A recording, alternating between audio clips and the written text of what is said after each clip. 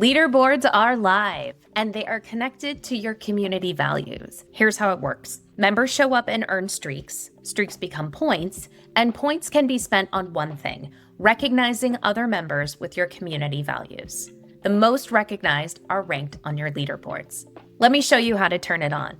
First, you're going to want to make sure that your community values are toggled on. You can find them by going to gamification and community values. You can use our defaults, or you can customize them for your community. To turn on your leaderboard, select the global features button and turn it on. You can also change the name by selecting manage and choosing scoreboard, champions, or adding your own custom name.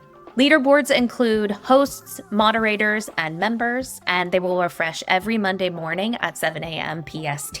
If you reach the leaderboard, you will get a notification, and if you haven't, you'll get a notification to check it out anyways. We can't wait to see what you do with leaderboards and to see the mighty game live inside your communities.